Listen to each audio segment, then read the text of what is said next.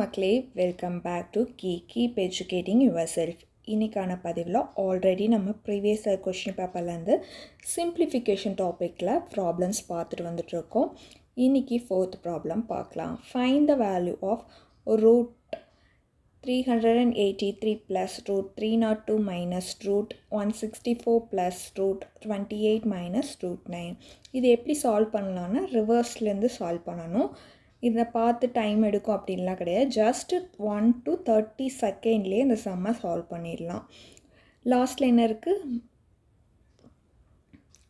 Root 9 இருக்குது. ஓகேங்களா, இந்த ரூட் 9 எப்படி எழுதலாம், 3 ஸ்கொயர்னு எழுதலாம். ஸ்கொயரு கேன்சல் ஆச்சுன்னா ஸ்கொயரு ரூட்டு கேன்சல் ஆச்சுன்னா 3ன்னு கிடைக்கும்.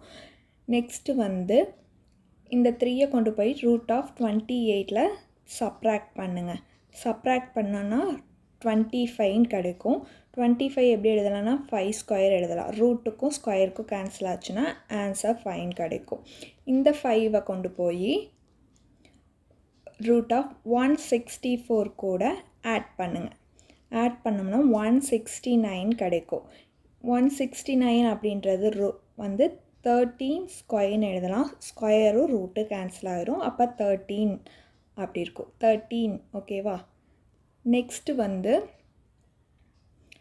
இந்த 13 ரூட் ஆஃப் 302 கூட சப்ராக்ட் பண்ணுங்கள், அதாவது கழிக்கணும். கழிச்சோம்னா என்ன ஆன்சர் கிடைக்குன்னா 289, அதாவது 289 கிடைக்கும். இது 17 ஸ்கொயர்னு எழுதலாம். ரூட் இந்த ஸ்கொயருக்கு ரூட்டுக்கு கேன்சல் ஆனால் 17. ஓகேங்களா. இந்த 17ஐ கொண்டு போய் ரூட் 383 கூட ஆட் பண்ணணும். ஆட் பண்ணோன்னா நம்மளுக்கு என்ன கிடைக்குன்னா 400 அப்படின்னு கிடைக்கும்.